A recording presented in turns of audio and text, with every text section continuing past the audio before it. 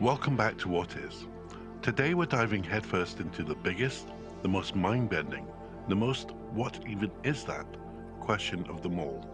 A question that has puzzled philosophers, scientists, and probably even a few particularly insightful squirrels for millennia. We're asking, what is consciousness? Right now you're experiencing it. You're hearing my voice, processing these words, perhaps feeling the chair beneath you, or the warmth of your device. You are aware. You have an inner world. But what exactly is that inner world? Where does it come from? And why do we even have one in the first place? For something so fundamental to our existence, something we all possess, it remains one of the greatest unsolved mysteries. It's like trying to describe water to a fish. It's just everything. Yet we know a rock isn't conscious. Your toaster probably isn't. Though sometimes after a particularly aggressive pop, you do wonder.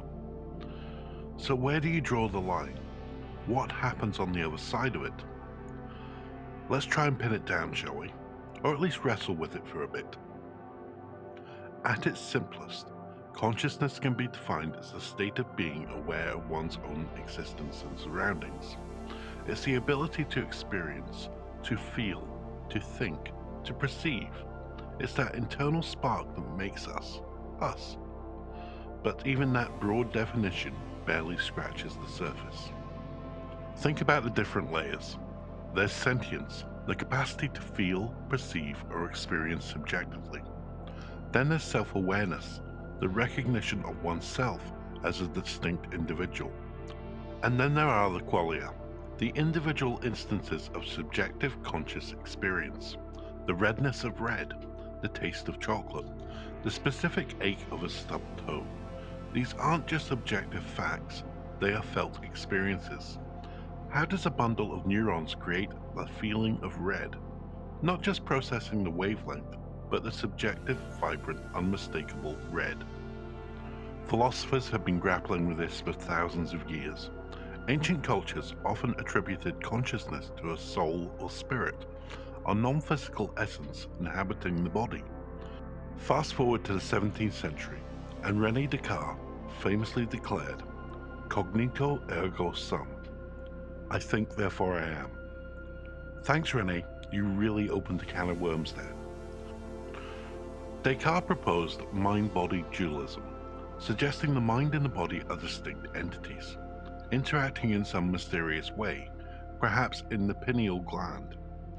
A neat theory, but it leaves us with the problem of how a non-physical mind interacts with a physical brain. It's like saying your ghost is piloting a meat suit. Today, the dominant scientific view is physicalism or materialism. Consciousness is a product of the brain. It's not magic, it's biology. Somewhere in the intricate dance of neurons, neurotransmitters, and electrical impulses, consciousness emerges. But how and why?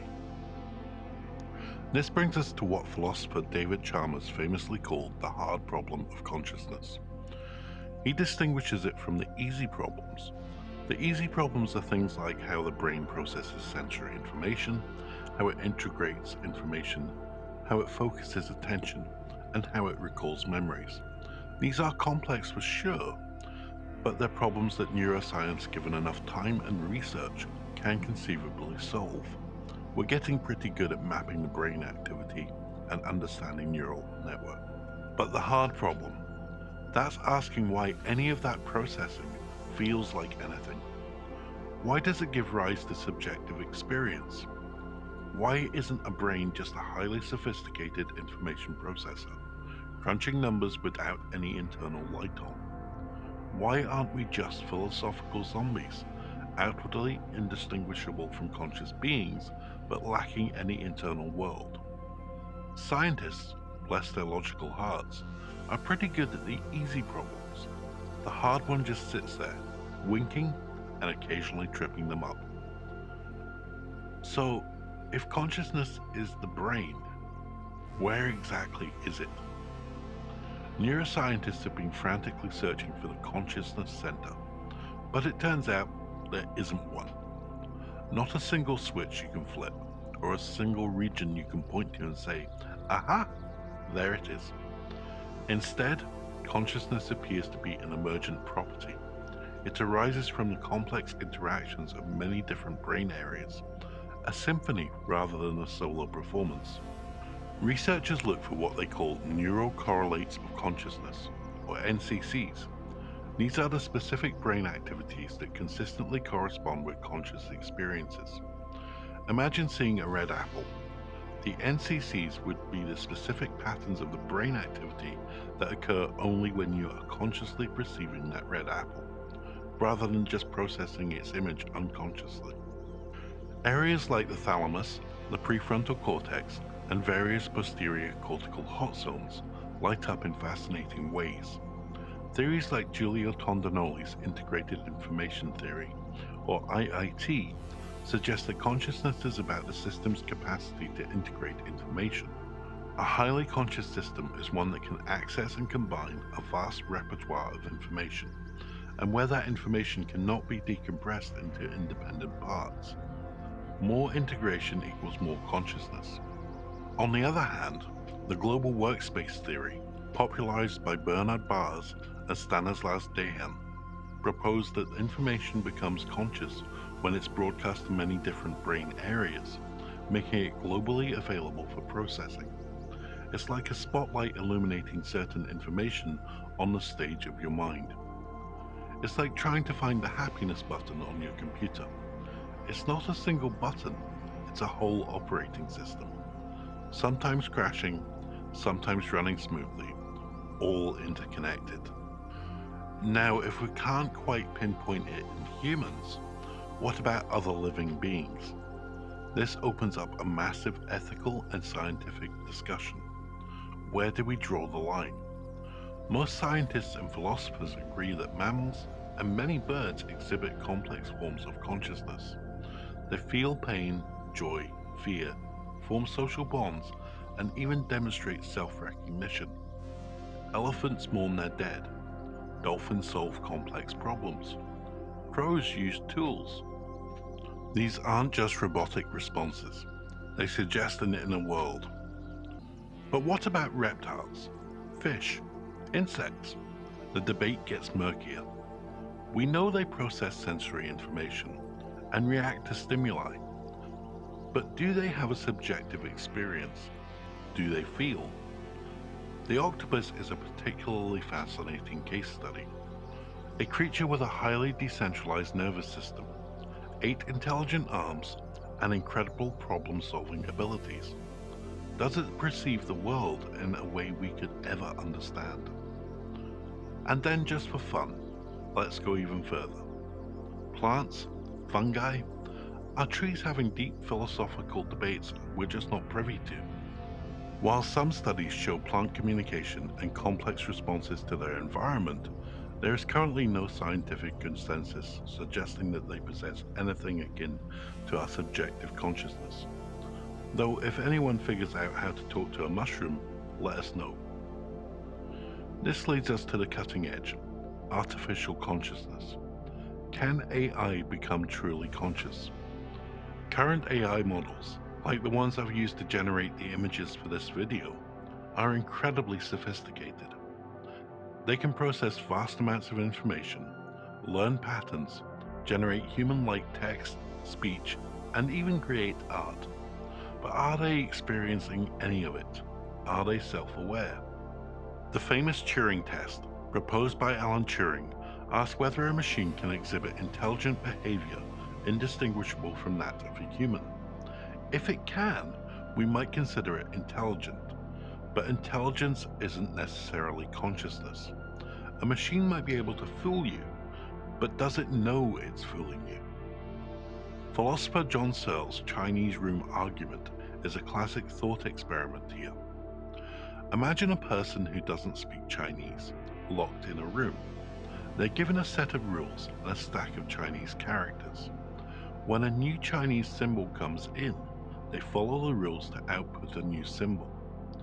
From the outside, it looks like the room understands Chinese, but the person inside, who is the CPU of the room, doesn't understand a word.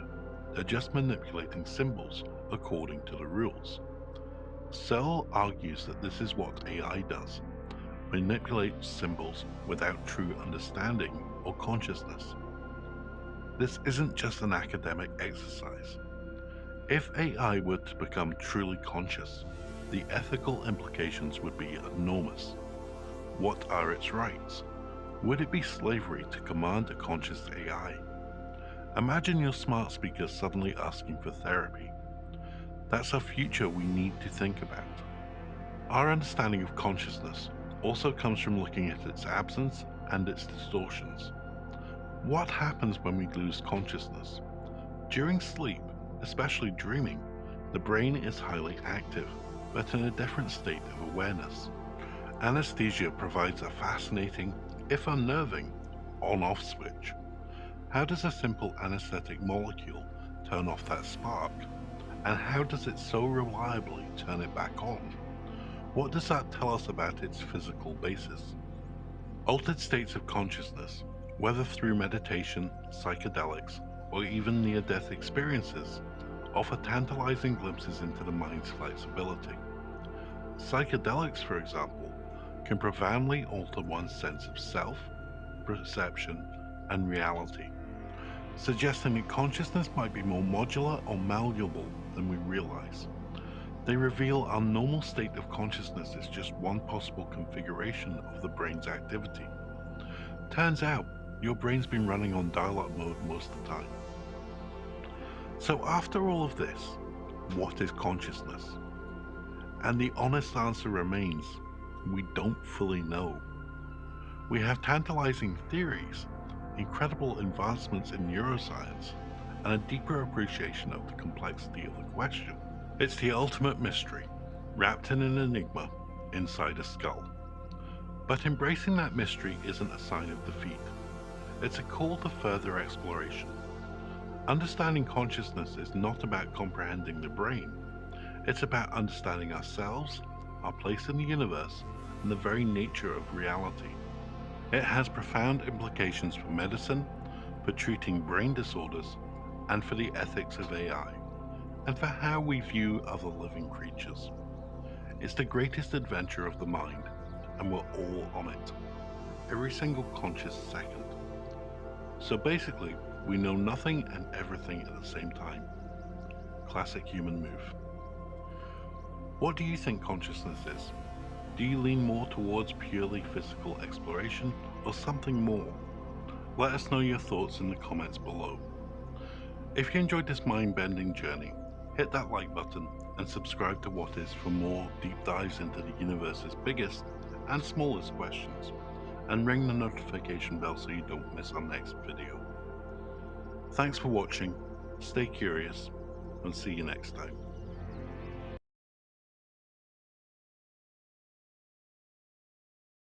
What is hallucination? Imagine waking up one morning, reaching for your morning coffee, and watching your hand dissolve into butterflies. Imagine hearing your deceased grandmother's voice calling your name from an empty room. A room you know perfectly well is empty because you just walked through it. Now imagine all of this happening and knowing, completely knowing, that none of it is real. Welcome to the strange, unsettling, and occasionally bizarre world of hallucination. Today we're pulling back the curtain on one of the most misunderstood phenomena in human experience.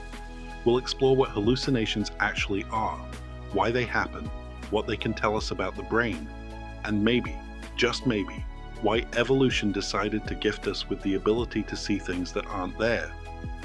Let's dive in. Defining the undefinable. Alright, let's start with the basics. A hallucination is technically defined as a perception in the absence of an external stimulus that has the compelling sense of reality. In plain English, you experience something that isn't there, but your brain insists with 100% confidence that it is there. And here's where it gets weird. Hallucinations aren't just visual. They're not just seeing things. They can be auditory, olfactory, gustatory, tactile, even proprioceptive, which is the fun word for feeling like your body is doing something it's not. Let's break that down. Visual hallucinations. Seeing people, objects, lights, patterns, or entire scenes that don't exist. Think of the classic seeing things trope, but usually far more complex than a shadow mistaken for a burglar. Auditory hallucinations, hearing voices, music, clicks, knocks, or sounds with no external source. This is what most people associate with schizophrenia in popular media, but we'll get to why that's a problematic association in a bit. Olfactory, smelling things that aren't there. Gustatory, tasting things that aren't there. Tactile, feeling touches, bugs crawling on skin, temperature changes, pressure. And proprioceptive hallucinations, my personal favorite category, where you might feel like you're floating, shrinking, growing, or that your limbs are moving when they're perfectly still. Now here's what makes hallucination absolutely fascinating from a scientific standpoint. They exist on a spectrum. That means almost everyone, yes, you, watching this video, has experienced something that technically qualifies as a hallucination at some point. Ever been half asleep and seen something in your room that wasn't there? Hallucination. Ever been in a noisy environment and heard your name called, only to realize no one said it? That's called an auditory verbal hallucination in the scientific literature, and about 5 to 10% of the general population experiences them regularly. Ever taken medication that made the walls breathe or the ceiling ripple? Hallucination. The line between normal perception and hallucination isn't as clear as you might think. The brain doesn't have a simple on-off switch for reality. Instead, it constructs reality constantly, and sometimes it constructs badly. If you're finding this exploration of the mind as fascinating as I am, you're in the right place. Subscribe to What Is and hit that notification bell, because we're about to go even deeper down the rabbit hole. Now back to the science. Why do hallucinations happen? The neuroscience. Let's talk about the why. The brain is often described as a prediction machine. In fact, one of the leading theories in neuroscience, the predictive processing theory, suggests that the brain doesn't just receive information from the world. It actively generates predictions about what it expects to experience, then compares those predictions against sensory input. When the prediction and the input match, smooth sailing. Reality feels real. When they don't match, that's when things get interesting. Hallucinations in this framework represent a breakdown in that prediction system.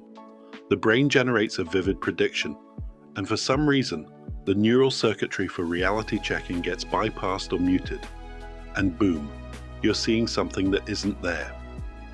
Now let's talk about the brain structures most involved. The thalamus acts as the brain's sensory relay station. It routes sensory information to the cortex for processing. When thalamic activity becomes dysregulated, the result can be sensory distortions, or outright hallucinations. The visual cortex, located at the back of the brain, processes what we see. If it activates spontaneously, without input from the eyes, it generates visual experiences out of nothing. This is why Charles Bonnet syndrome, a condition causing vivid visual hallucinations in otherwise healthy, visually impaired adults, is so important to understand. People with failing vision start seeing elaborate scenes, faces, animals, patterns. Their visual cortex is bored and decides to entertain itself. The temporal lobe, particularly the auditory processing regions, is where auditory hallucinations originate.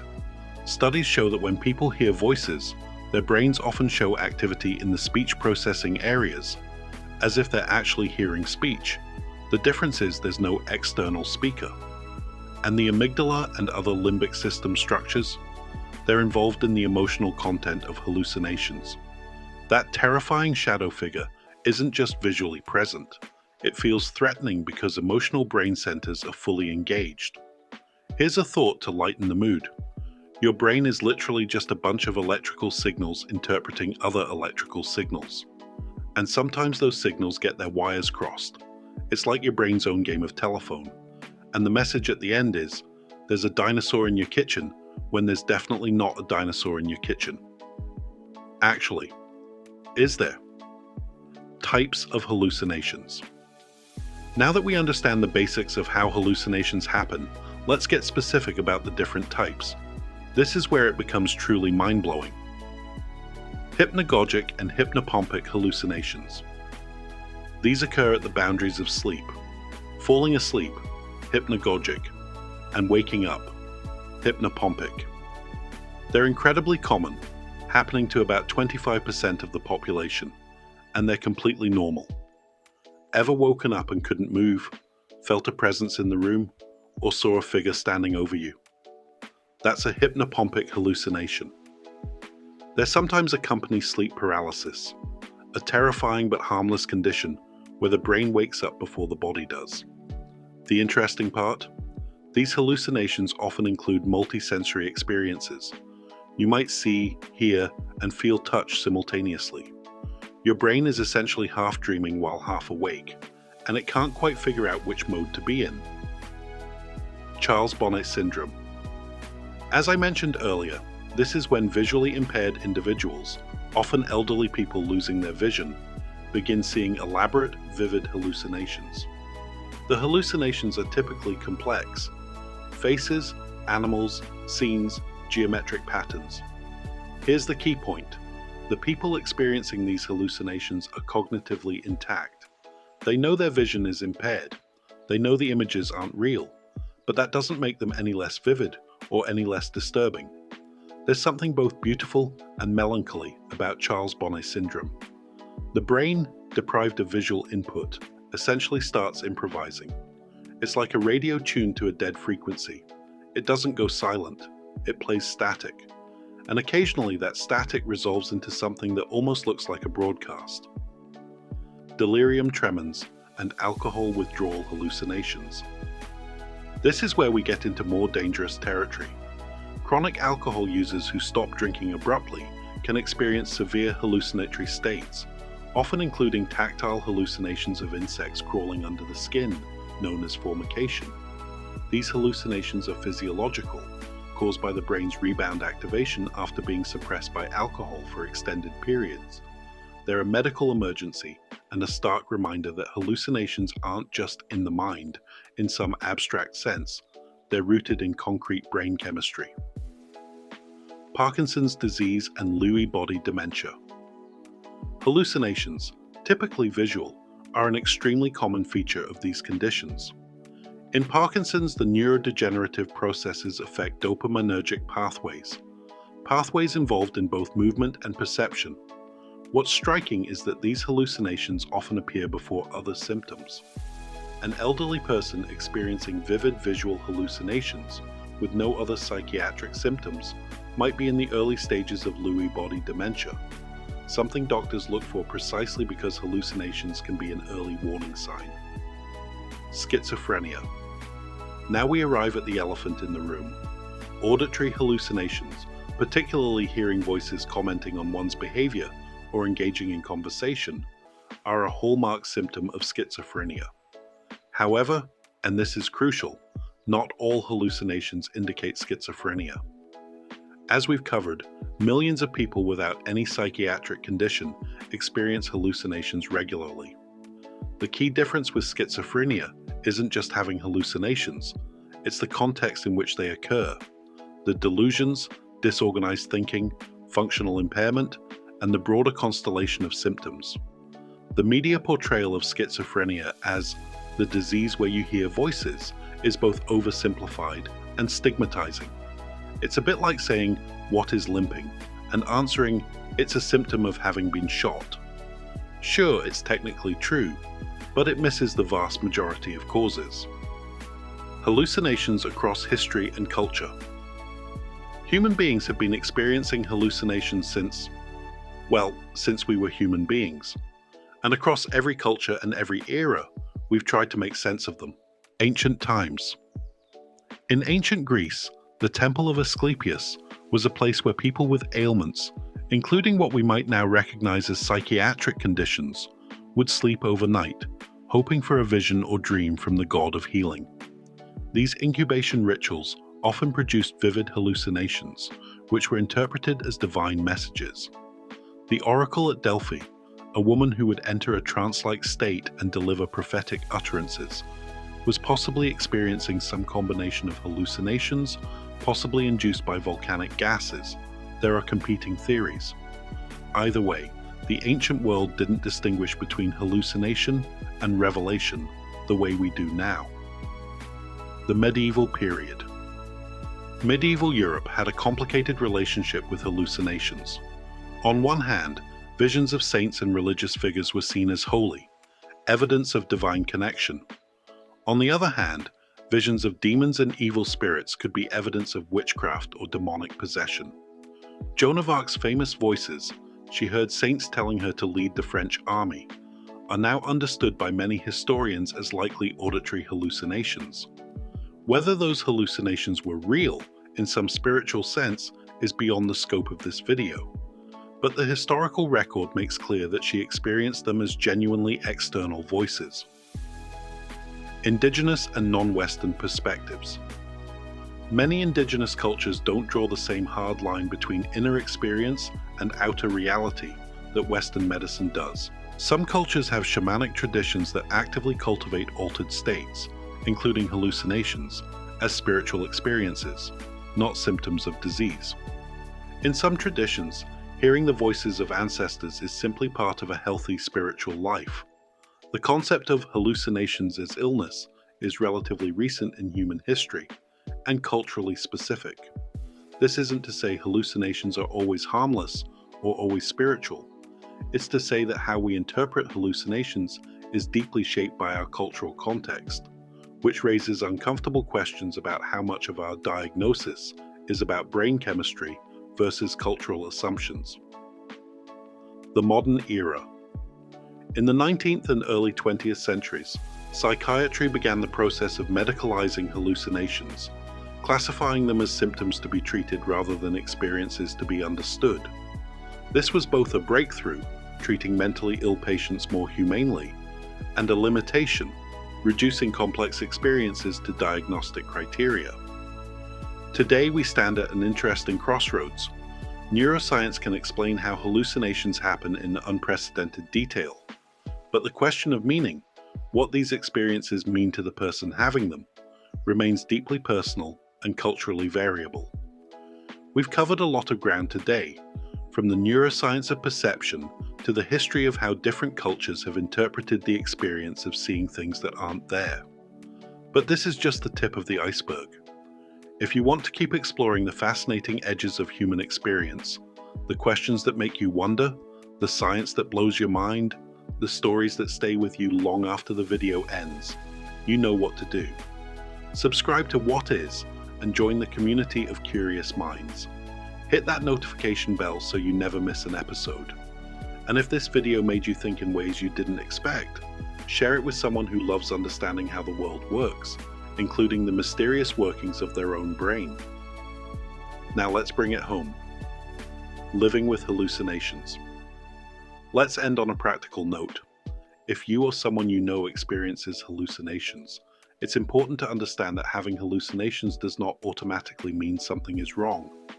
As we've discussed, they're common in the general population, especially at sleep transitions, during illness, when fatigued, or in situations of sensory deprivation. However, certain patterns do warrant professional attention. New hallucinations in someone with no history of them, especially if they're vivid, frightening, or accompanied by other changes in thinking or behavior, should be evaluated by a medical professional. Sudden onset can indicate neurological conditions, metabolic disturbances, medication effects, or psychiatric conditions requiring treatment. Hallucinations that significantly impair daily functioning, making it hard to work, maintain relationships, or care for oneself, absolutely warrant assessment. Hallucinations accompanied by delusions, fixed false beliefs, disorganized thinking, or other unusual psychological experiences should be evaluated. The good news? When hallucinations do indicate an underlying condition, they're often treatable. Antipsychotic medications can reduce or eliminate many types of hallucinations. Cognitive behavioral therapy can help people develop strategies for managing persistent auditory hallucinations. Treating underlying conditions, from vision loss to sleep disorders to substance use, can resolve secondary hallucinations. The stigma around hallucinations, often perpetuated by media portrayals of dangerous crazed visionaries, can prevent people from seeking help. But the reality is much more mundane. The brain is a complicated organ, and sometimes it malfunctions in complicated ways. There's no shame in getting evaluated, and there's no benefit in suffering unnecessarily. So there you have it. Hallucination. What happens when the brain's prediction systems misfire? When the line between signal and noise blurs? When the mind creates its own reality? It's been with us throughout history. It's woven into our spiritual traditions, our scientific inquiries, our artistic expressions. It's a window into how the brain constructs the world, and a reminder that reality is, at best, a collaborative effort between the world outside and the machinery inside. Maybe next time you see something that isn't there, a shadow that moves, a face in the window, a voice calling your name, you'll pause for a moment, not in fear necessarily, but in curiosity. What just happened in your brain? And what does it tell you about the nature of perception itself? Thanks for watching What Is. I'll see you in the next one. Don't forget, subscribe, hit that bell, and stay curious.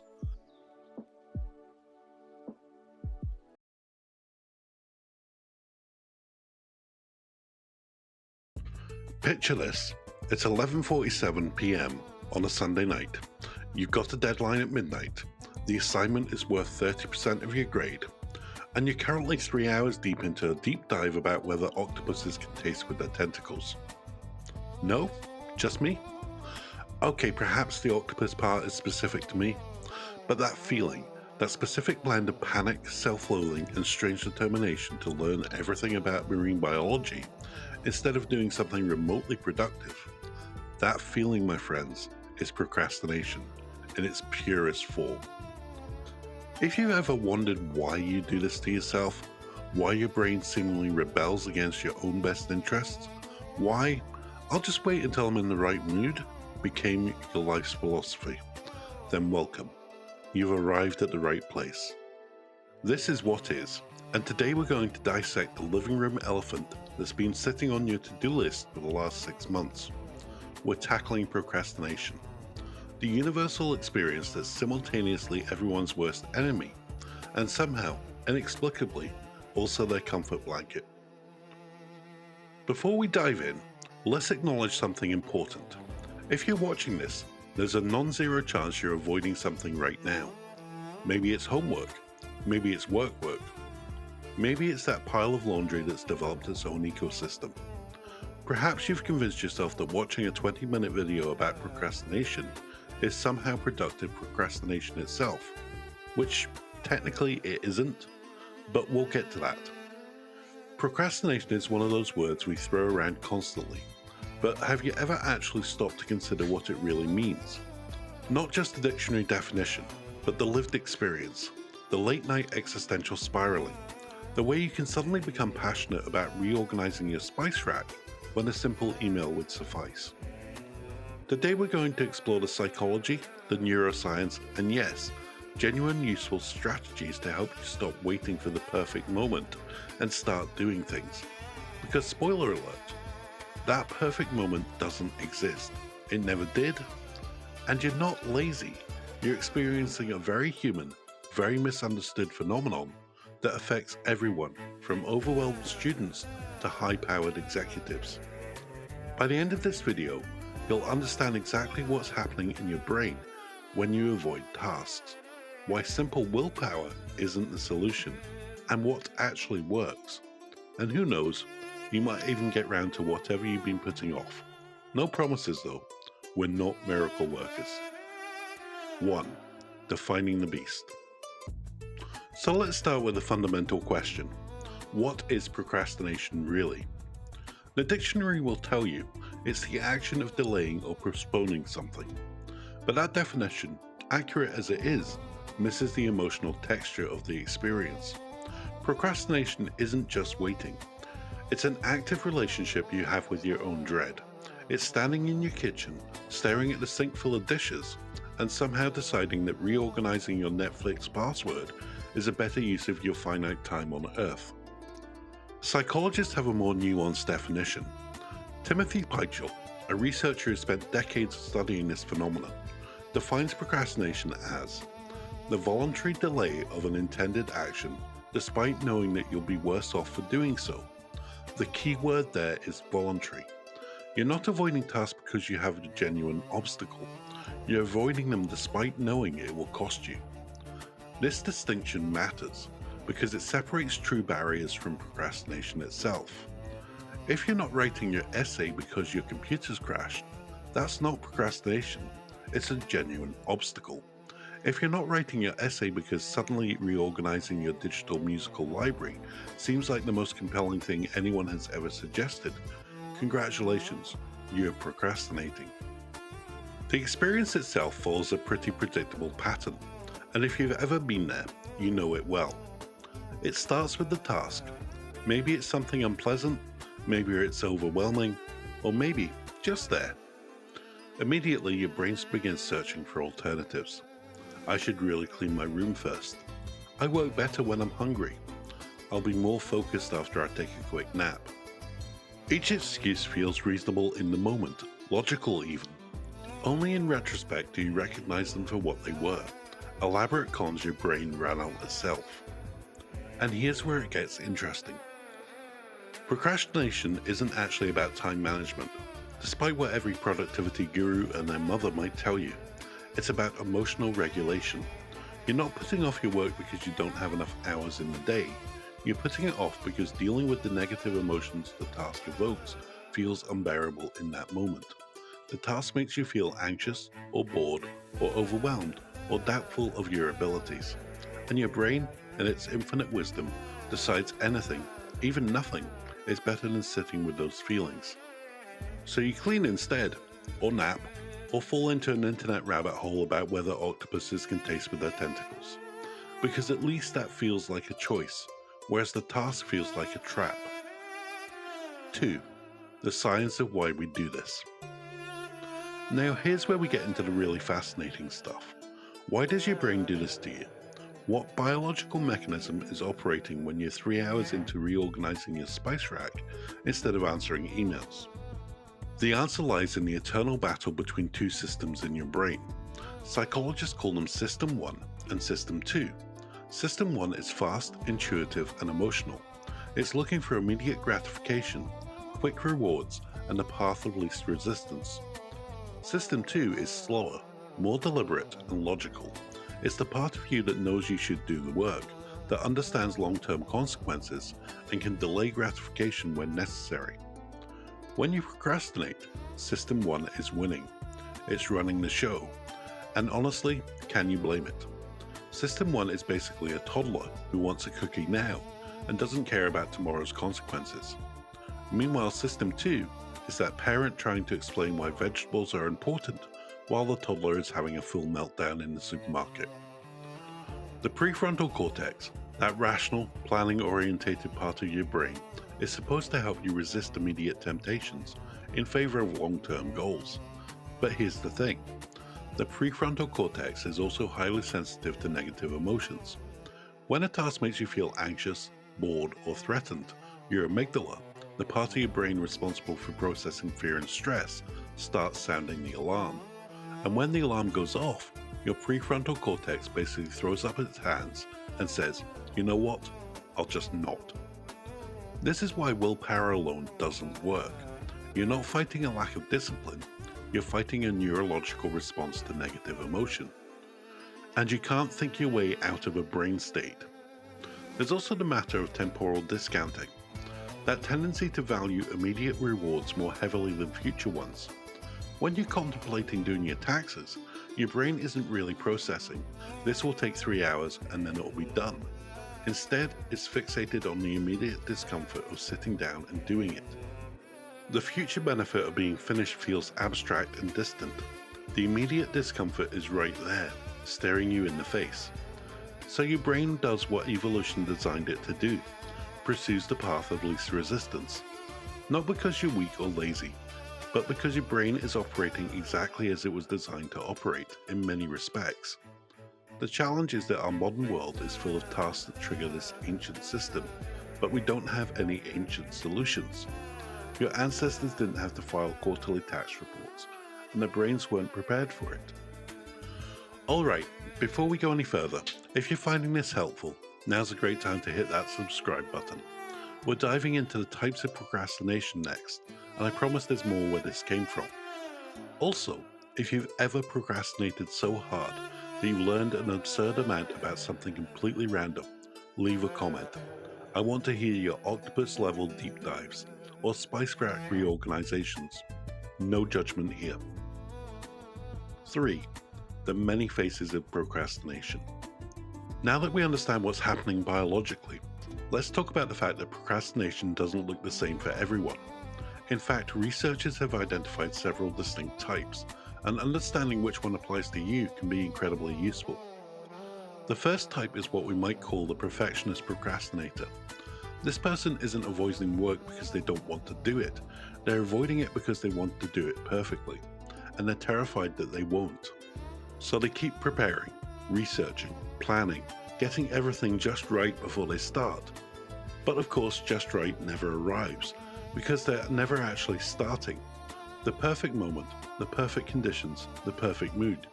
These become moving targets that recede further into the distance the more you chase them. Ironically, this form of procrastination is often disguised as productivity. The perfectionist procrastinator looks like they're working.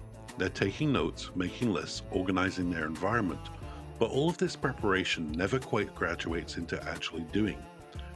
It's a sophisticated avoidance mechanism, and it can be hard to recognize because it feels so responsible. The second type is the dreamer procrastinator. This is the person that has big visions, grand plans, and endless ideas. They have 5 businesses they want to start, 12 books they want to write, and a vision board that can wallpaper a small room. But none of these things ever actually manifest, because dreaming about them feels so much better than doing the mundane work to make them real.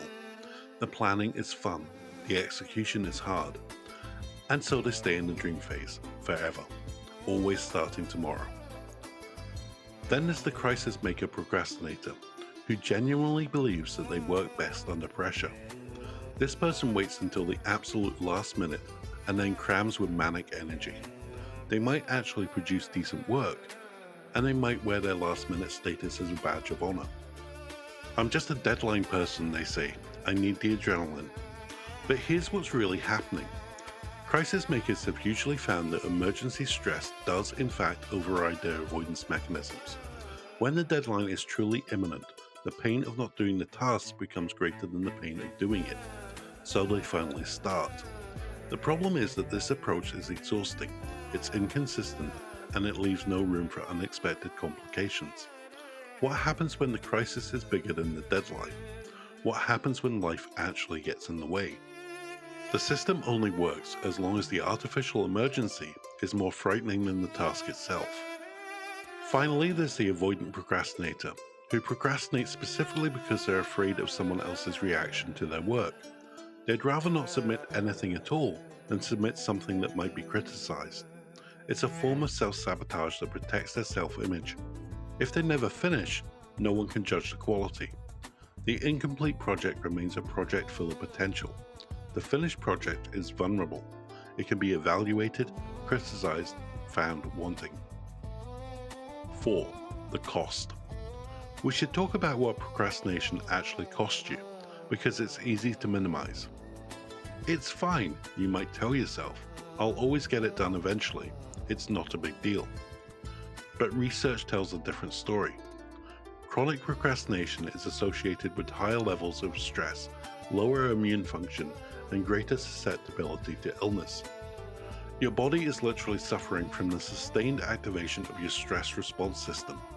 When you're perpetually behind, perpetually rushed, perpetually playing catch-up, your cortisol levels remain elevated in ways that compromise your health over time.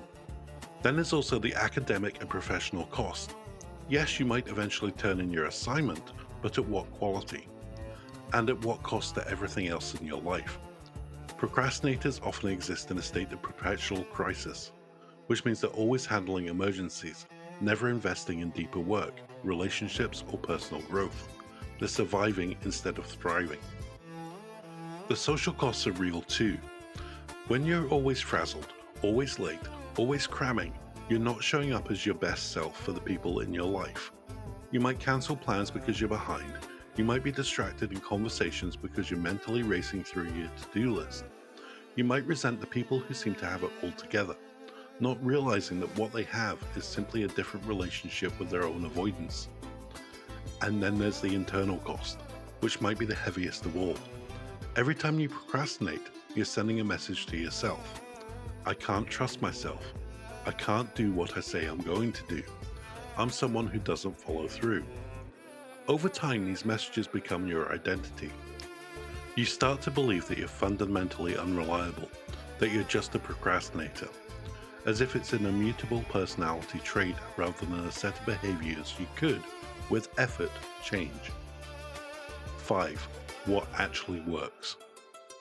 Alright, we've established that procrastination is widespread, scientifically explainable, and genuinely harmful. Now here's the question you've been waiting for. How do you actually stop? First, some tough love. There's no app, no hack, no productivity system that will cure you overnight. If you're looking for a magic bullet, you're going to be disappointed. The research is clear on this. The only way to change procrastination long term is to change your relationship with the negative emotions that trigger it in the first place. You have to learn to tolerate discomfort, uncertainty, and imperfection. You have to sit with the feelings you'd rather avoid. That said, there are concrete strategies that can help. The first is what psychologists call implementation intentions. These are specific if-then plans that link situations to a behavior. Not, I'll work on my essay tomorrow, but when I sit at my desk at 9 a.m., I will open my essay document and I will write for 15 minutes at least. The more specific, the better. When exactly will you do the thing? Where will you be? What will you do first? This removes the decision from the moment. You won't have to summon the willpower because you've already decided in advance when the behavior will happen. The second strategy is to make the task smaller. Not the task itself. I'm not saying do a worse job.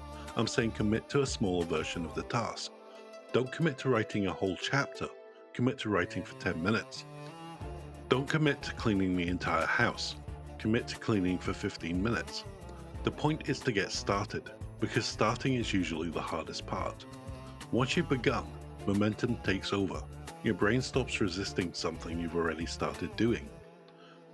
This is related to a concept called activation energy, the initial push required to start a task. By lowering the bar for starting, you reduce the activation energy required. You're not asking yourself to write an essay, you're just asking yourself to sit down and write something, anything, for 10 minutes. That feels doable, that feels survivable, and once you're doing it, you're probably going to keep going. The third strategy is self-compassion, and this is the one that might be most counterintuitive. Research shows that beating yourself up for procrastinating actually makes it worse. When you shame yourself, you're adding more negative emotions to an experience that's already driven by negative emotion. You're increasing the very thing you're trying to avoid. People who practice self-compassion, who treat themselves with kindness when they fail, procrastinate less, not more. When you mess up, say something to yourself like you would say to a friend. Okay, that didn't go as planned. That makes sense. How can I move forward? The fourth strategy is commitment devices and environmental design. These are external structures that make productive choices easier and the unproductive choice harder. If you can't resist checking your phone, leave it in another room while you work. If you can't stop going on social media, use an app blocker. If you can't resist the temptation of your bed, work somewhere else. You don't have to trust your willpower because you've engineered your environment so that willpower isn't required. Finally, and perhaps the most importantly, you need to address the underlying emotions. If a task consistently makes you feel overwhelmed, break it down until it doesn't. If it makes you feel inadequate, remind yourself that you don't have to be perfect, you just have to finish. If it makes you feel bored, find a way to add some challenge or variety. You're not a machine that can be reprogrammed with the right instructions. You're a human with emotions that matter, and those emotions are trying to tell you something. Listen to them, even when, or especially when, they're telling you things you don't want to hear. So where does this leave us? Procrastination is not a character flaw. It's not a sign that you're lazy, untalented, or fundamentally broken. It's a coping mechanism, one that evolved for good reasons, but backfires in the modern world. It exists because you're trying to avoid negative emotions, and understanding that is the first step towards changing it. So next time you find yourself in a deep Wikipedia spiral at 11:47 p.m. on a Sunday night, you can recognize it for what it is. Your brain is avoiding discomfort, and now you have a choice. You can keep avoiding, or you can take a breath, start small, and prove to yourself that you're more than just your worst impulses. You don't have to be perfect, you just have to start. Thank you for watching What Is. If you enjoyed this video, subscribe for more. Share it with someone you know who's currently avoiding something important. And if you're out there reorganizing your spice rack instead of watching this, we see you, we understand, and we'll be here when you're ready. Until then, I'm heading to clean my desk for the third time this week. If you made it to the end of this video, congratulations. You just procrastinated by watching a video about procrastination, which is either deeply ironic or surprisingly meta, depending on how you look at it. Either way, we're glad you're here. If you want more content like this, deep dives into the concepts that shape our lives, explained in ways that actually make sense, hit that subscribe button and ring the bell. Also, if you're feeling inspired or still avoiding something, check out our other videos. We've got plenty more where this came from. And one more thing, if this video resonated with you, drop us a comment. Tell me what you've been putting off. Or tell me about your octopus level deep dives. I read every comment, and you might just inspire someone else to finally start what they've been avoiding. So until next time, start small, be kind to yourself, and remember, the perfect moment does not exist. The only moment you have is this one. See you next time.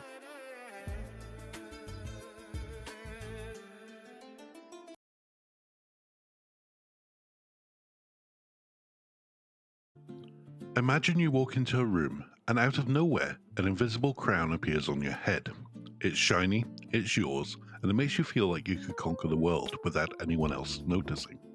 Or at least a coffee machine. Now fast forward 5 minutes, and you catch yourself thinking, did I really just say that? I'm such a fraud. That bounce between feeling like royalty and crawling under a rock, that's the everyday tug of war we call self-esteem. Welcome to What Is, and today we're tackling one of the most popular psychological concepts, the one that fuels motivation, ruins nightmares, and occasionally leads us to post overdramatic Instagram captions at 2 a.m. It's self-esteem, the mysterious internal scoreboard that tells us how much we like ourselves. In this video, we'll break down exactly what self-esteem is, why it matters, how scientists have tried to pin it down, and most importantly, what you can do to keep that invisible crown from slipping off. We'll sprinkle in a few relatable, sometimes comedic stories, because let's be honest, nobody wants a lecture that feels like a tax form.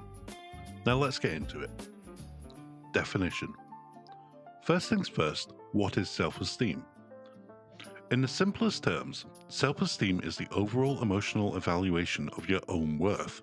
It's the sum total of beliefs that you hold about yourself.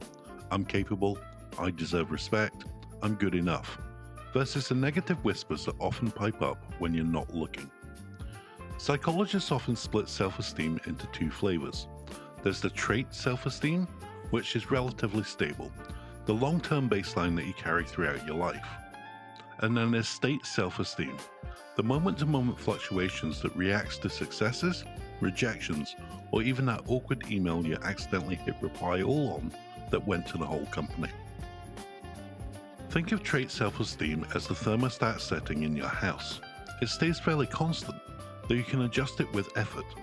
State self-esteem is the temperature in each room, an air conditioner blast after a compliment, a cold draft after a critique. One classic definition comes from the psychologist Nathan Ackerman. Self-esteem is the feeling of personal adequacy or personal worth, but many researchers add that it's more than just feeling good. It's about believing you can handle life's challenges. So in practice, self-esteem has both affective, I feel good about me, and cognitive, I believe I can do X, components. Historical perspective. The notion of self-esteem has been kicking around for centuries, but it entered the modern psych jargon around the mid-20th century. In 1965, sociologist Morris Rosenberg introduced the simple scale, now famously known as the Rosenberg Self-Esteem Scale, that asked people to agree or disagree with statements like, I feel like I'm a person of worth, or at least on an equal plane with others. That scale quickly became the gold standard for measuring what we now simply call self-esteem. A decade later, the self-esteem movement exploded in the United States, especially in education. Teachers were told that boosting kids' self-esteem would improve academic performance. Some schools even started handing out participation trophies that made every kid feel like a champion, sometimes with hilarious results. We'll revisit the fallout of that cultural twist later, because the relationship between self-esteem and actual achievement turned out to be more nuanced than a simple cheerleading squad. Around the same time, psychologists like Carl Rogers emphasized unconditional positive regard as a core therapeutic condition. Put plainly, Rogers argued that if we receive love and acceptance without strings attached, our sense of self-worth naturally flourishes. Today's self-esteem sits at the crossroads of personal psychology, clinical therapy, social research, and even pop culture memes. Understanding its roots helps us see why it's both revered and criticized, a perfect setup for the punchlines we'll uncover in a moment. Scientific view. Let's dive into the lab coats now. Over the past 3 decades, neuroscience has begun to map the brain regions that light up when we evaluate ourselves. A 2012 fMRI study by S.R. Jaffe at Stanford showed that the medial prefrontal cortex, an area behind your forehead, activates when you think about personal traits, achievements, or even mistakes. Interestingly, the same region fires when you're praising yourself or beating yourself up, suggesting that self-esteem is less about feeling good and more about the balance between positive and negative self-talk. Cognitive psychologists have also identified 2 distinct systems shaping self-esteem. The self-enhancement system, which searches for evidence that you're awesome, and the self-verification system, which looks for information that matches your current self-view. When these 2 systems clash, you think you're brilliant, but your boss says you missed a deadline. You get what we call cognitive dissonance, and that tension can either boost or tank your self-esteem, depending on how you interpret the feedback. Here's a quick experiment you can try at home while we talk. Think of a recent win. Maybe you finally finished that Netflix series that everyone warned you about. Now rate how much that success improved your sense of worth on a scale of 1 to 10. Then recall a recent mistake. Perhaps you tripped over your own shoelaces in front of a stranger. Rate how much that detracted from your self-worth. For most people, they find that the negative weigh far more heavily. That's what psychologists call negativity bias, and it explains why offhand critiques can eclipse an entire week's worth of compliments. Practical importance. Why should you care? Why does any of this matter beyond psychological chat over coffee? Because self-esteem influences a slew of everyday outcomes. High self-esteem correlates with resilience. You bounce back faster after setbacks. It predicts career success. People who believe in their capabilities are more likely to negotiate raises, pursue promotions, and stick with challenging projects. On the flip side, chronically low self-esteem is linked with anxiety, depression, and even substance abuse. In a large meta-analysis published in Psychological Bulletin, Smith et al. 2020, researchers found that individuals with low self-esteem had a 30% higher risk of developing depressive symptoms over a 5-year period when compared to those with moderate to high self-esteem. But there's a twist. Super high inflated self-esteem can tip over into narcissism, and that's where things can get entertaining. When someone posts a selfie with the caption "Born to Shine," but the underlying confidence is more like a house of cards in a windstorm, the key is balanced, realistic sense of worth. Not too puffed up, not too deflated. Myths and pitfalls. Now, before we jump into the solutions, let's clear up some of the myths floating around like office gossip. Myth 1. You can just think positively and your self-esteem will skyrocket. If only it was that simple. Positive affirmations without corresponding actions can feel like wearing a costume that doesn't fit. The brain needs evidence, real accomplishments, to update its internal scorecard. Myth 2. High self-esteem means never feeling doubt. Nope. Even the most confident CEO still gets the occasional bout of imposter syndrome. The difference is how they respond. They acknowledge the doubt, collect data, and move forward rather than letting the doubt dictate their identity. Myth 3. Self-esteem is fixed. It's all genetics. Yes, genetics play a role. Twin studies suggest around 30 to 40% hereditary. But the rest is environment, habit, and intentional practice. You can reshape it, just like any other skills. Remember the participation trophy era? Kids got a trophy just for showing up. Some adults still carry those trophies in their mental trophy case, even when they haven't earned them. That can lead to a false high that pops like a bubble the moment reality checks in. The moral? Genuine self-esteem needs a solid foundation, not just glitter. If you're enjoying this deep dive and you've ever felt that internal tug of war, I'd love to hear your stories in the comments. And if you're finding the information useful, a quick thumbs up would make my day, and give me a self-esteem boost as well. Next, we're going to look at building self-esteem, practical strategies. Now, 7 concrete ways to nurture a healthier self-esteem. 1. Start a win journal. Each night, jot down 3 small victories from your day.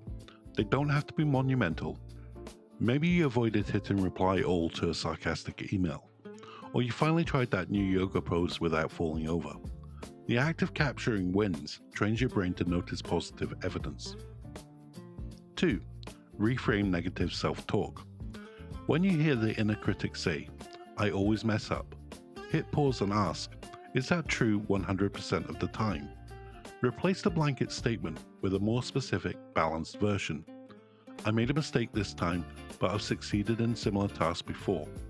This is a core technique of cognitive behavioral therapy, CBT. 3. Set microgoals. Large, lofty goals can often feel overwhelming. Break them into bite-sized steps. Completing a microgoal releases dopamine, a neurotransmitter associated with reward, reinforcing your sense of competence. 4. Practice unconditional self-acceptance. Borrow a leaf from Carl Rogers. Treat yourself with the same empathy that you would give a good friend. If a friend flubbed the presentation, you wouldn't call them useless. Offer yourself the same grace. 5. Engage in value-based activities.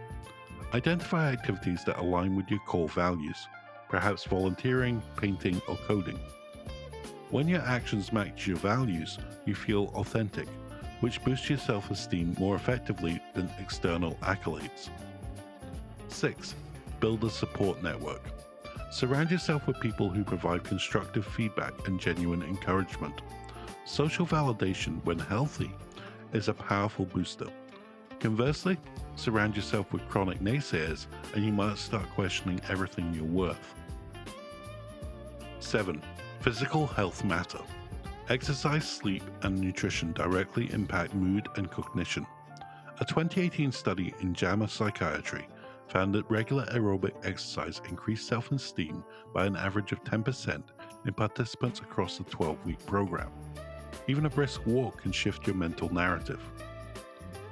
Let's pause and imagine the self-esteem gym. You walk in, and instead of treadmills, there's a treadmill for compliments. Run 5 laps of genuine praise. Next to it, the negative thought weight set. You start with 5 pounds and you add tiny increment to increase the time you replace a harmful thought with a realistic one. The trainer is a quirky motivational guy who shouts, "Feel the burn of self-respect." He probably wears a cape, because even in a comedy sketch, everyone loves capes. Hard-won lessons, real-life stories. I want to share 2 short anecdotes that illustrate these principles in action. Meet Maya, a 27-year-old barista who constantly felt invisible. Every shift she'd think, "I'm just a coffee girl," nobody notices me. After following the steps we have outlined, she started a win journal, noting things like made a regular's favourite latte just the way they like it, or fixed the espresso machine without calling the tech. Over 6 weeks, her entries grew. She also began speaking up in team meetings, reframing her internal script from "I'm not qualified" to "I bring a unique perspective." A year later, she was promoted to shift supervisor. Then there's Jason, a software developer who suffered from chronic imposter syndrome after finishing a major project. He scrolled through LinkedIn, seeing peers celebrate promotions and feeling like a fake. He applied the CBT technique of evidence hunting. He listed concrete code contributions, successful deployments, and positive peer reviews. By grounding his self-assessment in facts rather than feelings, his self-esteem gradually steadied. He now mentors junior developers, sharing the exact strategy that helped him. Both stories underscore a theme. Self-esteem isn't a magical gift you either have or you don't. It's a skill you practice. Key takeaways. To recap what we've uncovered today, self-esteem is a global evaluation of your worth, blending affect and cognition. It has historical roots, from Rosenberg's scale to modern neuroscience. Balanced self-esteem, no less, no more, is tied to resilience, performance, and mental health. Myth-busting. Positivity alone won't cut it. You need evidence-based habits. Practical tools. Win journals, CBT reframe, micro goals, value-driven actions, supportive relationships, physical health. Real-life transformation is possible, as Maya and Jason demonstrated. And remember, cultivating self-esteem is a journey, not a sprint. Treat yourself with the kindness you would give a friend. Keep collecting wins, and let that crown sit comfortably on your head, no wobbling. If this video helped you see self-esteem in a new light, hit that subscribe button and leave a comment below sharing how you plan to apply one of these strategies, and share this with a friend who could use a confidence boost. Also tap the bell icon so you don't miss our upcoming deep dives, because the more we understand our inner worlds, the brighter we can make our outer worlds. Thanks for joining me on this ride. I'll see you in the next What Is video, and keep that invisible crown shining. See you next time.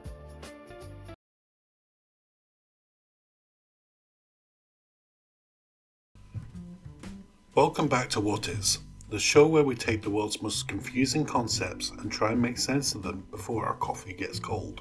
Today, we're tumbling down a very specific, very strange rabbit hole. No, it's not an obsession with Victorian fashion or a sudden urge to host tea parties with rodents.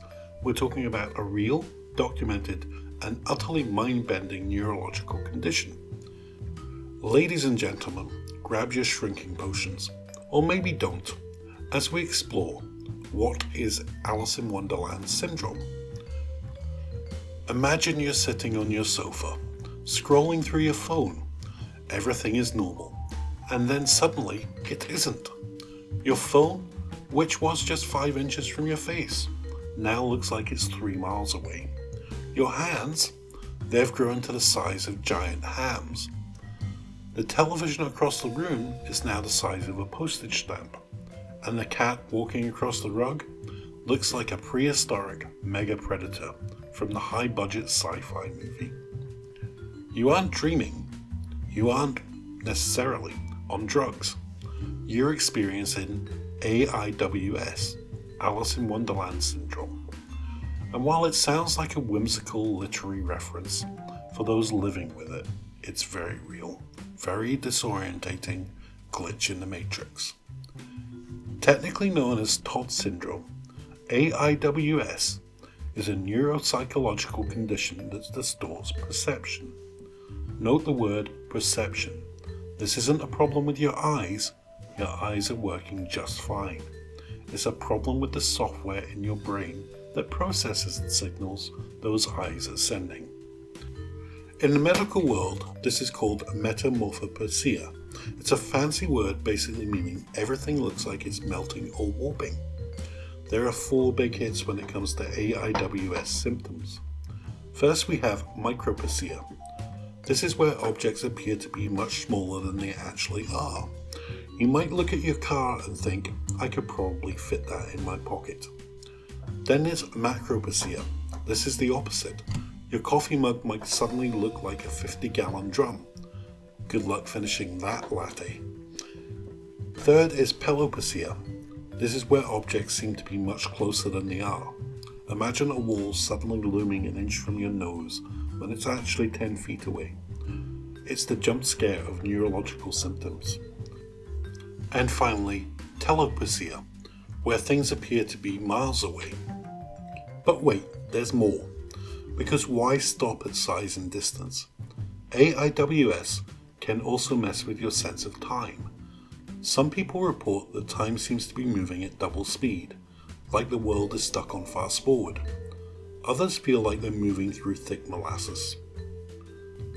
Some even experience Lilliputian hallucinations, which is a fancy way of saying they see tiny people or animals that aren't there. If you ever wanted to be Gulliver for a day, this is the syndrome for you. Except, it's actually quite terrifying when it happens without warning. So who discovered this, and why the name? Meet Dr. John Todd. In 1955, this British psychiatrist noticed a pattern amongst his patients, particularly those who suffered from severe migraines. They described these bizarre distortions in their body image and surroundings.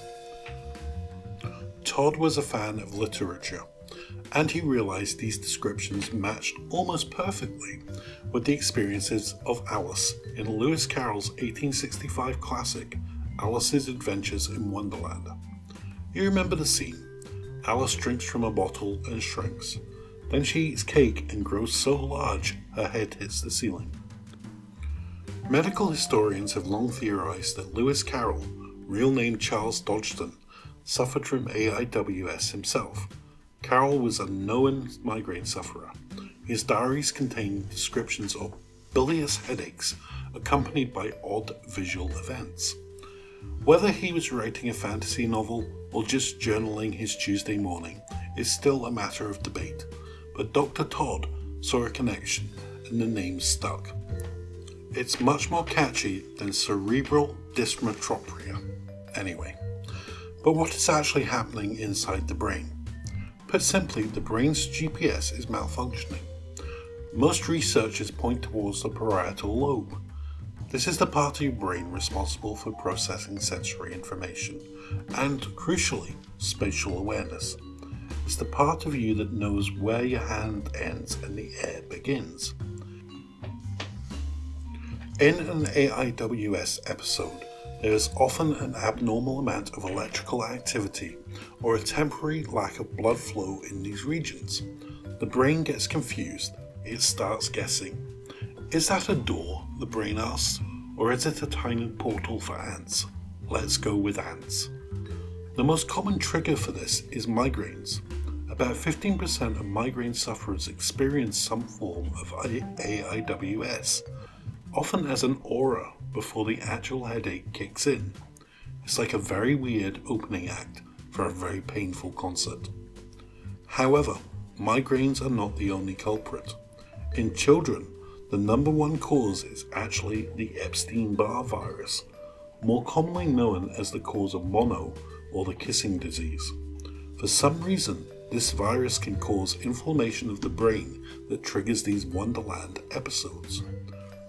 Other causes can include epilepsy, brain tumors, and the use of hallucinogenic drugs. But for many, especially kids, it just happens. Now, if you're listening to this and thinking, wait, I remember the hallway looking really long when I was 6. Don't panic. You're not a medical anomaly. AIWS is significantly more common in children. Many people grow out of it as they reach their teens. It's thought that the brain matures, and as the neural pathways become more robust, the glitches stop happening. For kids, it can be a terrifying experience. Imagine being 5 years old and suddenly feeling like your head is the size of a beach ball. If you're a parent and your child describes these things looking weird or far away, don't assume they're being imaginative. they might be having a genuine Alice moment. So how do we fix it? The short answer is you don't. At least not directly. There is no anti-Alice pill because AIWS is a symptom, not a disease itself. Doctors treat the underlying cause. If it's a migraine, you treat the migraine. If it's a virus, you wait for the virus to clear. The good news is that AIWS episodes are usually brief. They last anywhere from a few minutes to half an hour. The best treatment is often just a dark room, a quiet environment, and a reminder that your hands are not, in fact, the size of watermelons. It will pass. Despite how bizarre it is, AIWS is actually a window into how incredible the human brain is. Think about it. Your entire reality, the size of your room, the distance of your screen, the speed of the clock, is just a best guess made by a 3-pound lump of grey tissue sitting in the dark inside your skull. When that tissue gets a little tired or a little sick, the world stops being objective and starts being suggestive. It reminds us that we don't see the world as it is. We see the world as our brain interprets it. And sometimes our brain wants to see the world of giants and miniatures. Alice in Wonderland syndrome remains a relatively rare and somewhat mysterious condition, but it's a vital area of study for neurologists. Every time we map a distortion, we learn more about how the healthy brain maintains the illusion of a stable, consistent reality. So the next time you feel like the walls are closing in, literally, or you feel like a giant in a dollhouse, just remember your brain is having a little Lewis Carroll moment. Sit back, relax, and wait for the drink me potion to wear off. That's it for this episode of What Is. We hope that helped clear up one of the more curiouser conditions in the medical books. If you enjoyed this trip through the looking glass, do us a huge favour. Hit that like button, subscribe to the channel, and ring that bell so you never miss an exploration into the weird, the wonderful, and the what on earth is that. Have you ever experienced anything like Alice in Wonderland syndrome? Or maybe you have a topic that you've always wanted us to dive into. Let us know in the comments below. We read them all, even the ones that look 3 miles away. Thanks for watching. We'll see you in the next one. Until then, keep your head the right size, or try to anyway.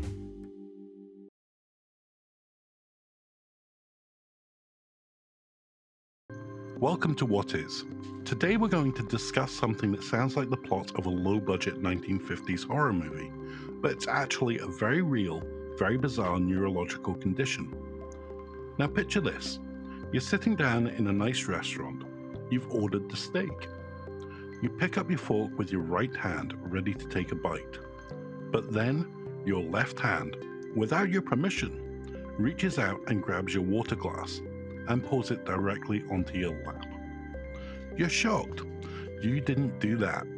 Or rather, your hand did, but you didn't tell it to.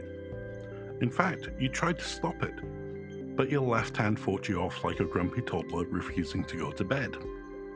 This isn't a ghost story, and you haven't been possessed by a mischievous spirit. You're experiencing alien hand syndrome.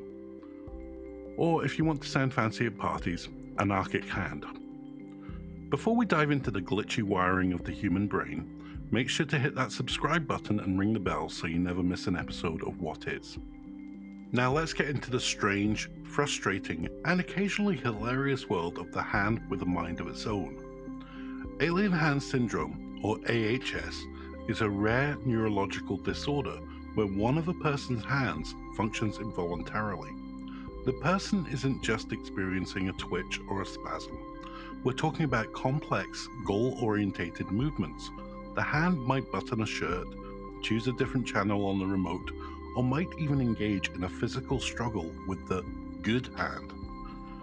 To people living with it, it feels as though the hand has its own personality, its own desires, and a very different agenda for the day. The first official case was recorded in 1908 by a German neuropsychiatrist named Kurt Goldstein. He described a female patient who suffered a stroke. A few days later, she reported that her left hand felt like it didn't belong to her. It would grab things she didn't want, and she actually had to use her right hand to physically restrain it. At the time, people didn't really know what to make of it. Some thought she was hysterical. Others thought it was some kind of strange stroke-induced madness. But as medicine advanced, we realized this wasn't a psychological problem. It was a hardware problem. To understand how the hand can go rogue, we have to look at the ultimate processor, the brain. The brain is divided into two hemispheres, the left and the right. In a healthy brain, these two halves are constantly talking to each other. They're like a married couple trying to decide what to have for dinner. They negotiate, they compromise, and eventually a decision is made.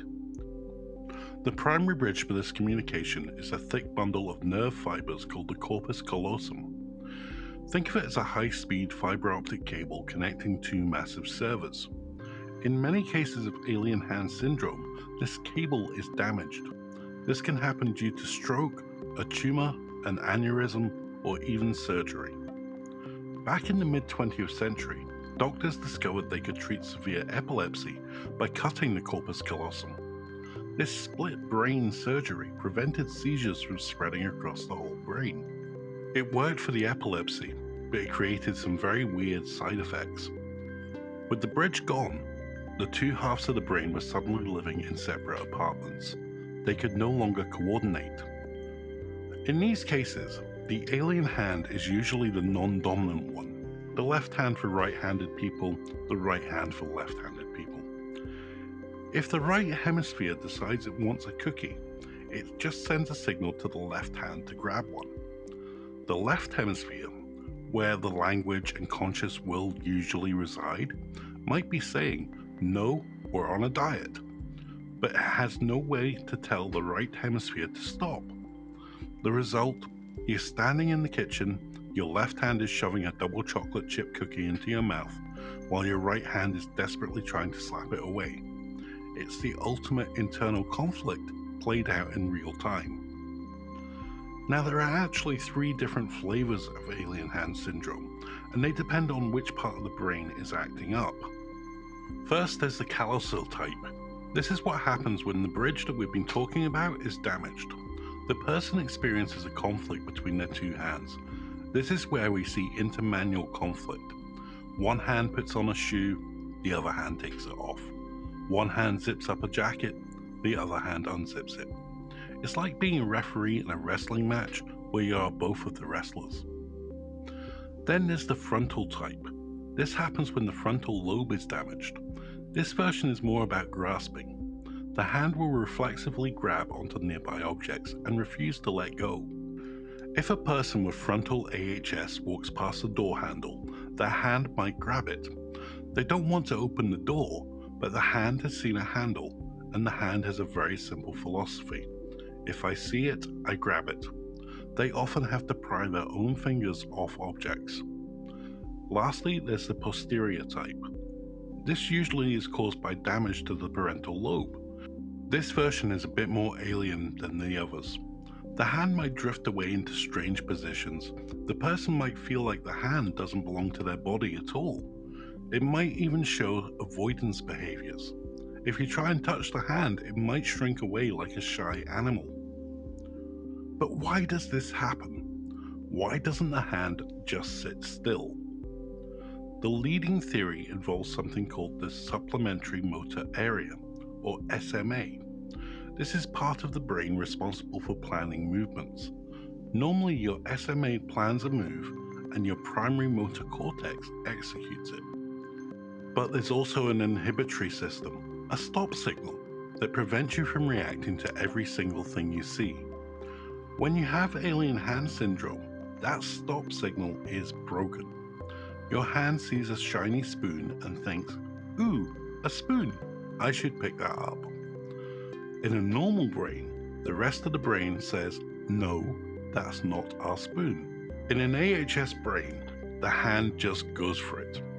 The most famous cultural reference for this condition is, of course, the 1964 film Dr. Strangelove. In the movie, Peter Sellers plays a character whose right hand constantly tries to give the Nazi salute or give him a chokehold, and he has to beat it back down.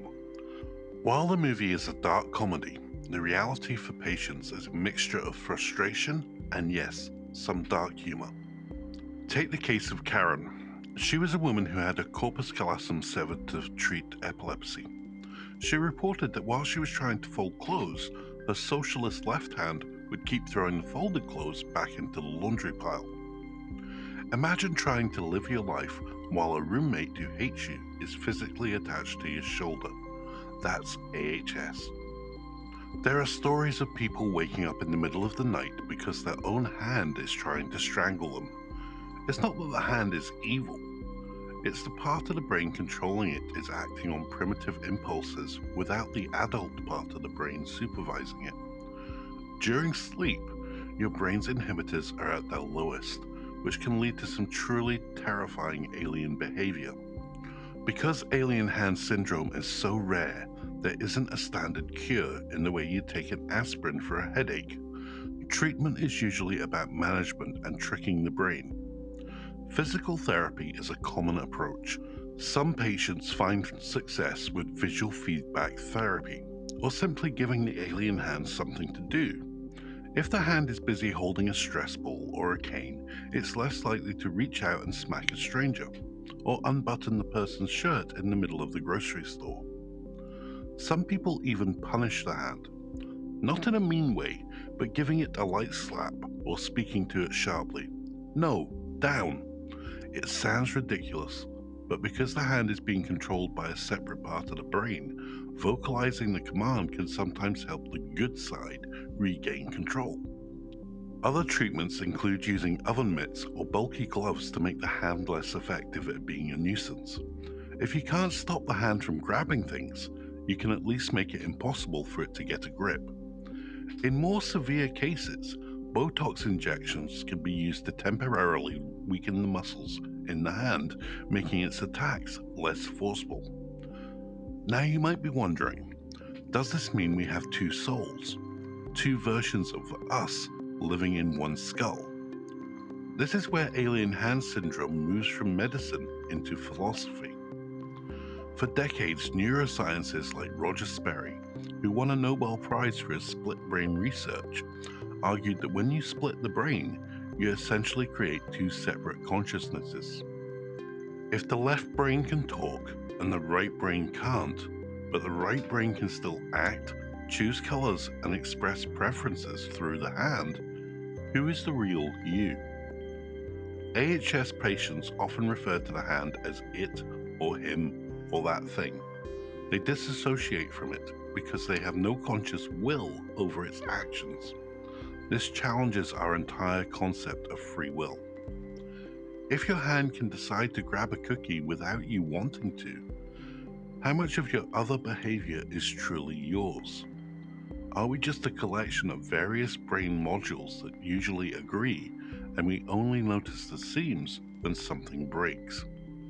Most of the time, our brains are excellent at creating a unified story.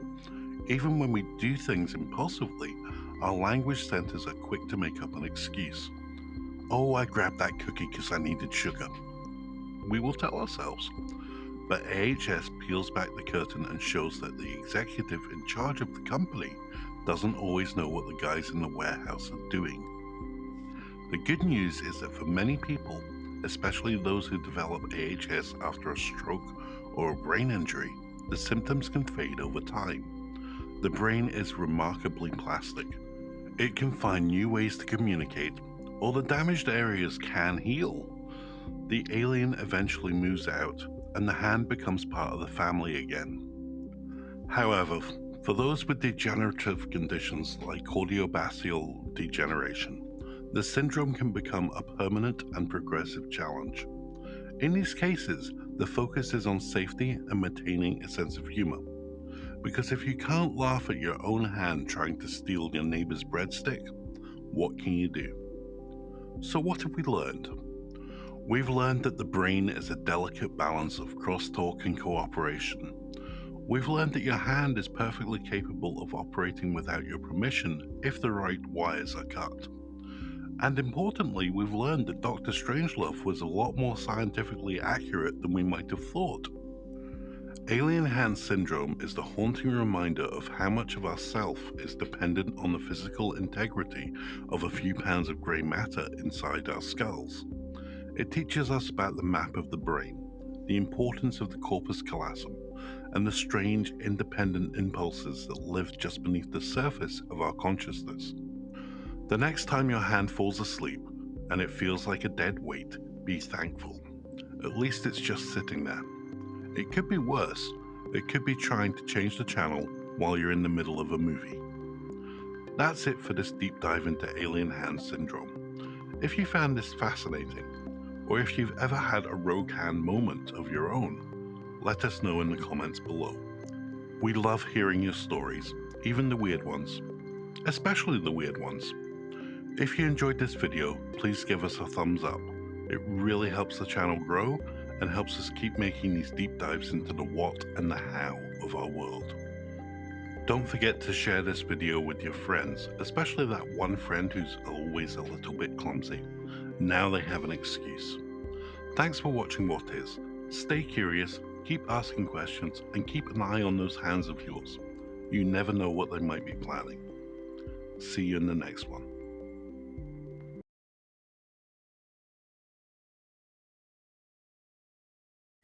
Welcome back to What Is, the channel where we take a magnifying glass to the weirdest corners of the human experience. Today we're looking at something that has caused more broken friendships, ruined carpets, and awkward family dinners than perhaps anything else in history. We're talking about the practical joke. Picture this. You walk into your office, it's Monday morning. You've got your coffee, you sit down on your swivel chair, expecting to start your spreadsheets. But instead you are greeted by a sound. A loud, flatulent, rubbery the whoopee cushion. A classic. A relic. A masterpiece of lowbrow comedy. But why did your coworker do that? Why did they spend $5 and 10 minutes of their morning sneaking into your cubicle just to make you look like you have gastrointestinal distress? And more importantly, why is everyone else in the office currently doubled over in laughter? Today we're diving deep into the why. We're exploring the psychology of pranks. We'll look at the brain chemistry of a prankster, the fine line between social bonding and bullying, and why some pranks make us laugh while others make us call our lawyers. To understand the prank, we first have to define it. A prank or a practical joke is the mischievous trick played on someone, generally causing them to experience embarrassment, perplexity, confusion, or discomfort. Unlike a verbal joke, which relies on a punchline, a prank relies on a physical or situational reveal. It's a performance where one person doesn't know they're on stage. Psychologists suggest that pranking is actually an evolutionary byproduct. You see, primates, our hairy cousins, engage in something called play fighting. It's a way to test social boundaries and build motor skills without actually killing each other. A prank is essentially the intellectual version of a chimpanzee poking a sleeping lion with a stick. It's high-stakes play. But let's get into the heavy hitters of psychology. There are three main theories that explain why we find it funny when someone slips on a banana peel or finds their car wrapped in cling film. First, we have the superiority theory. This dates back to Plato and Thomas Hobbes. They argued that we laugh when we feel sudden glory. Basically, we laugh because we feel superior to the person who just got fooled. When you see a friend trying to drink out of a dribble glass and soak their shirt, your brain whispers, "Ha, I'm smarter and drier than that person."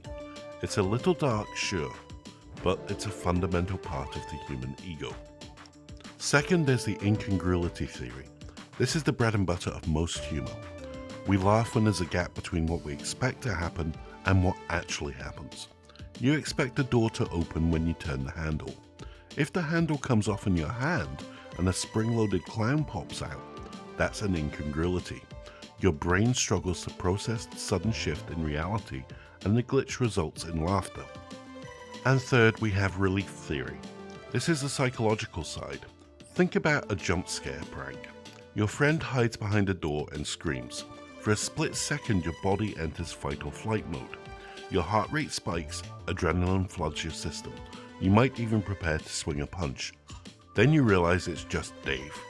Dave is wearing a sheet. You aren't in danger.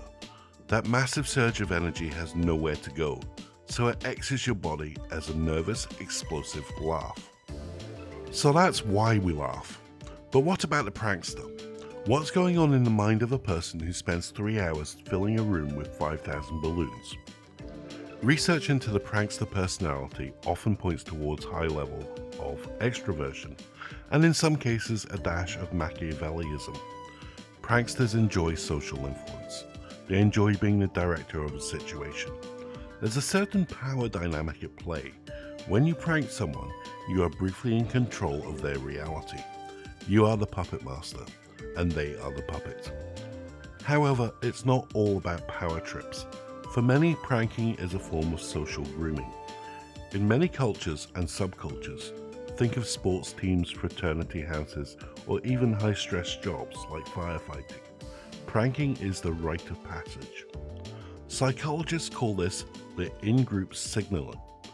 If you can take a prank and laugh at yourself, you're signaling to the group that you are resilient and that you have a thick skin, and that you're one of us. It's a way of building trust. I can embarrass you and you won't leave the group.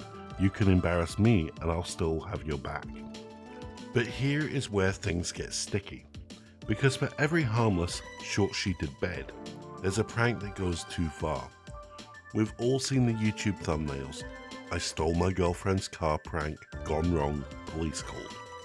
Why do some people lose the ability to tell the difference between a joke and a felony?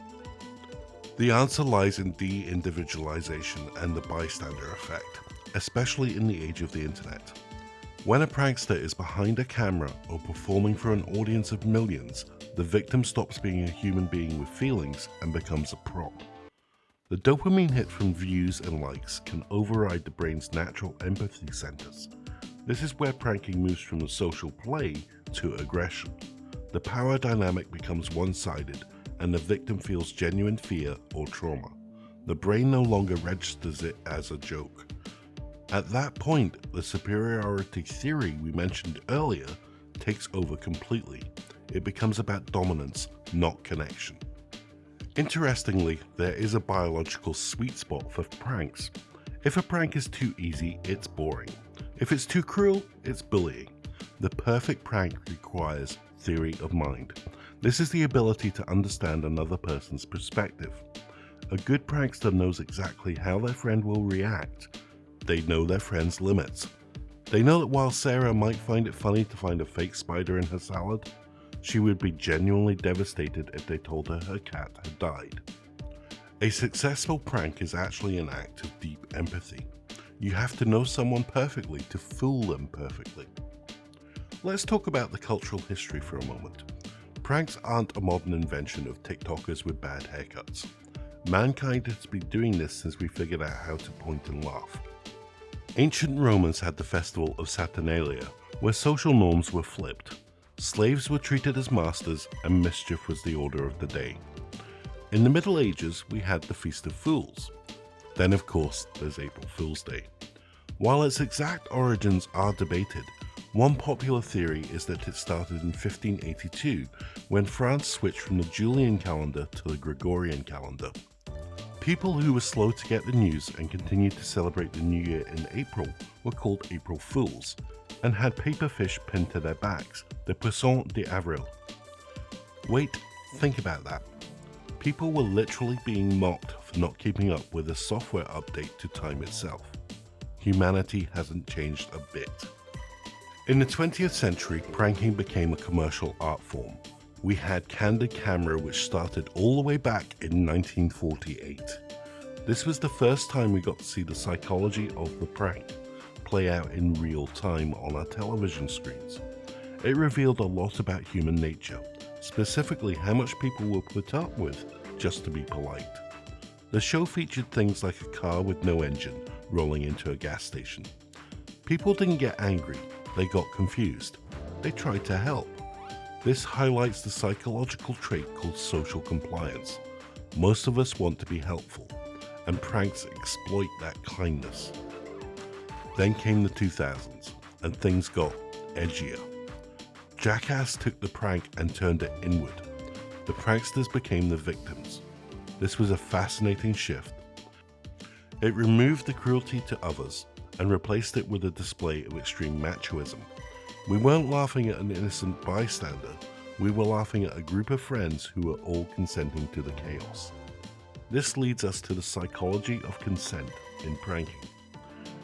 A prank is often described as a temporary breach of the social contract. In regular life, we agree not to lie to each other.